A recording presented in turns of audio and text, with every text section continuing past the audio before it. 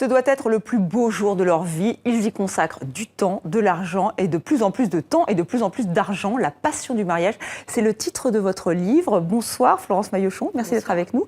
Alors livre paru aux éditions PUF. Vous êtes sociologue, vous avez mené l'enquête pendant 12 ans sur le mariage, avec déjà un premier constat ou plutôt un paradoxe.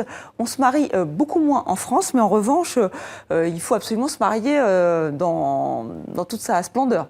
Oui, je me suis intéressée au mariage à partir des années 2000, l'année où finalement il y a eu un petit sursaut du mariage, qui a été un feu de paille finalement, parce que le nombre de mariages ne cesse de diminuer depuis.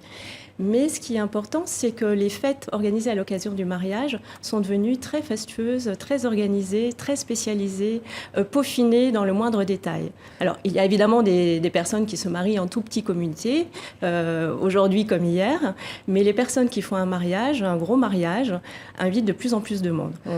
On a des moyennes qui sont passées de 90 invités dans les années 60 pour les gros mariages à 130 à l'heure actuelle. Alors, est-ce qu'il y a de nouveaux enjeux derrière ce mariage ? Évidemment, le couple a changé, l'institution du mariage a changé avec l'apparition du Pacs en 1999, le mariage homosexuel en 2013. Le mariage n'est plus nécessaire pour vivre en couple à l'heure actuelle. Donc vraiment, est-ce qu'il est plus remplacé par le Pacs, c'est ça aujourd'hui? Par le Pacs ou l'union libre, tout simplement.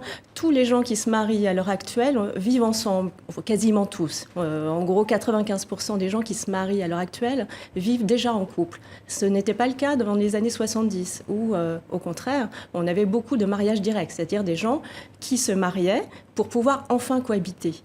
Donc évidemment, le rapport du couple au mariage s'est complètement transformé en assez peu de temps, en 40 ans. Et maintenant, le mariage est devenu une fête qu'on pourrait dire distinctive, parce qu'elle distingue les couples qui passent à l'acte du mariage ou qui passent au Pacs. C'est un acte engageant aussi, officiel, mais qui est moins symboliquement important peut-être que le mariage, qui reste attaché à des valeurs traditionnelles. Est-ce que là aussi on est dans le paraître, c'est-à-dire qu'il faut montrer son bonheur, montrer qu'on est arrivé à peut-être à un résultat ou pas dans sa vie? Est-ce qu'il y a cette ambition? Très certainement, puisque le mariage n'est plus nécessaire. Les gens qui font un mariage à l'heure actuelle essaient de montrer à l'ensemble de leurs invités la force de leur engagement, la force de leur couple, et puis on profite aussi pour illustrer un petit peu en quelque sorte la personnalité de ce couple. Donc tout ça passe par un souci du détail, un souci de l'organisation de la fête, de tout ce qu'on va faire, de tout ce qu'on va montrer, de ce qu'on va manger. Donc il y a vraiment une attention très particulière, très singulière à la réalisation de cette fête qui exprime en quelque sorte le couple qui s'engage ce jour-là. Et pour vous qui êtes sociologue, est-ce que c'est un nouveau rituel ?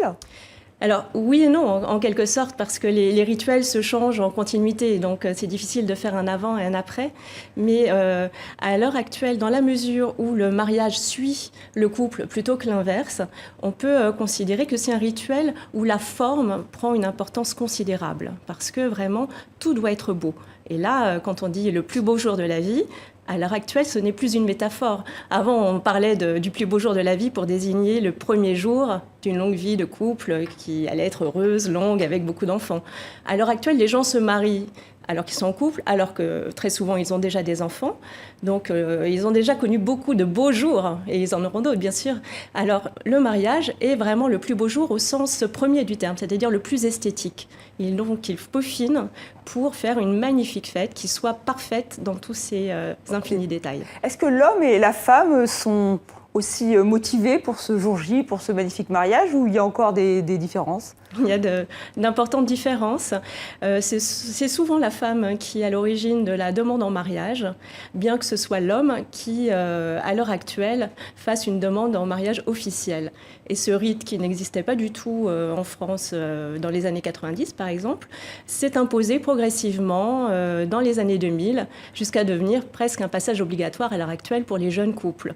Donc l'homme doit se déclarer en bonne et due forme, avec une surprise. Poussé, donc, si je me suis bien. Oui, avec un souci, encore une fois, du décor, de la mise en scène, pour mettre en scène cet engagement qui a été pris dans l'intimité du couple. C'est-à-dire que tous les gens, tous les garçons qui font une demande en mariage, ou quasiment tous les hommes qui font une demande en mariage, savent bien que l'épouse et la future épouse est d'accord. Mais en tout cas, il faut mettre en scène ce moment. Et refuser de se marier, finalement, c'est un acte féministe, enfin si c'est une femme qui en refuse.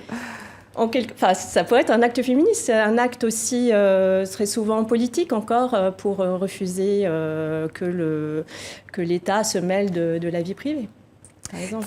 Très bien, bah merci Florence Maillochon. Et après, vous pourrez faire le mariage pour tous. Ce sera peut-être votre prochaine enquête. Ça pourrait. Très bien. Je rappelle le titre de votre livre, La passion du mariage, aux éditions PUF. Et merci à Marie Barillet. Toutes les magnifiques photos de robes de mariée que vous avez pu voir, c'est aussi un grand rêve, un grand détail. C'est donc paru dans le beau livre La mariée, paru aux éditions de La Martinière. Merci encore d'être venu sur le plateau de TV5 Monde. Merci à vous.